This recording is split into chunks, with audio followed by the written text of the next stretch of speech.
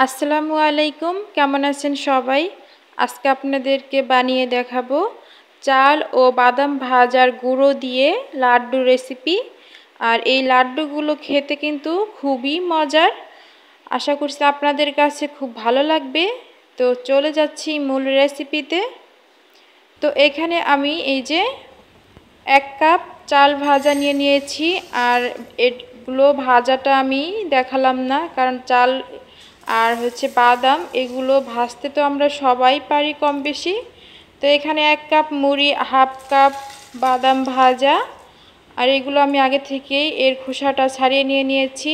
আর এখানে নিয়েছি 1/3 কাপ তিল।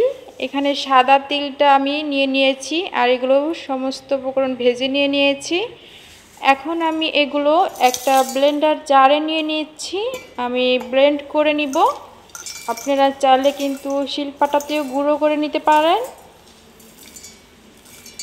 তো এই তো আমি এই যে অর্ধেকটা দিয়ে গুঁড়ো করে যে নিয়েছি, দেখুন। তো এভাবে কিন্তু আমি বাকি অর্ধেকটিও এই যে গুঁড়ো করে নিয়েছি।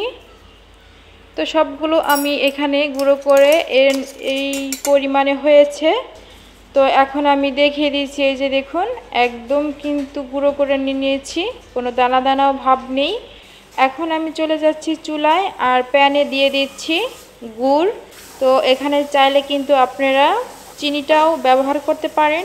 আমি গুড় দিয়ে লাড্ডুটা তৈরি করব, তার জন্য এখানে গুড়ই ব্যবহার করেছি।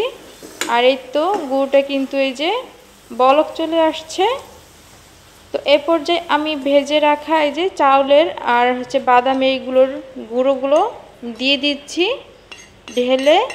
ঢেলে দিয়ে এখন আমি এগুলো নেড়ে চেড়ে মিশিয়ে নিব। আর চুলার আগুন একদম লো হিটে রেখে এগুলো আস্তে আস্তে করে আলতো হাতে খুব ভালোভাবে মিশিয়ে নিব। আর এখানে কিন্তু চাইলে আপনারা নারকেল কুড়াও দিতে পারেন, এতেও কিন্তু এর লাড্ডুটা খেতে আরও মজা লাগবে। তো এখানে আমি সামান্য একটু লবণ দিয়ে দিচ্ছি। লবণ দিয়ে এখন আবারও আমি খুব ভালোভাবে এই যে আলতো হাতে চেপে চেপে মিশিয়ে নিচ্ছি। তো এভাবেই কিন্তু আমি অল্প আঁচে রেখে বেশ কিছুক্ষণ নেড়ে চেড়ে মিশিয়ে নিয়েছি।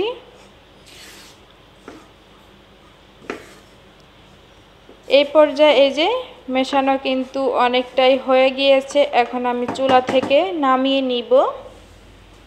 তো চুলা থেকে নামিয়ে নিয়েছি। এখন আমি এখান থেকে কিছু অংশ নিয়ে লাড্ডু শেপ দিয়ে দিব। এই তো আমার এই যে একটি কিন্তু লাড্ডু আমি তৈরি করে নিয়েছি। আর এভাবেই আমি সবগুলো লাড্ডু বানিয়ে নিব। আর এই তো আমি একটু পরিবেশন করে দেখাচ্ছি। আর এই লাড্ডুগুলো বানিয়ে কিন্তু ফ্রিজে অনেক দিন কিন্তু সংগ্রহ করে রেখে দিতে পারেন।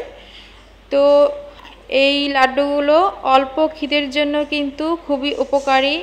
যখন সামান্য খিদে হয় তখন কিন্তু এর একটা লাড্ডু খেয়ে 1 গ্লাস পানি খেলেই কিন্তু খিদেটা একদম দূর হয়ে যাবে। আর একটা লাড্ডু এখান থেকে আমি ভেঙে দেখাচ্ছি। আর আপনারা চাইলে কিন্তু যে কোনো শেপের লাড্ডু বানাতে পারেন, আরও ছোট বা বড়। তো একদমই কিন্তু পারফেক্ট হয়েছে, কোনো গুঁড়ো গুঁড়ো হয়নি। তো আশা করছি আমার আজকের লাড্ডু তৈরি আপনাদের কাছে খুব ভালো লেগেছে। তো সবাই অনেক বেশি ভালো থাকবেন, সুস্থ থাকবেন। আজকের মতো এই পর্যন্তই। আল্লাহ হাফেজ।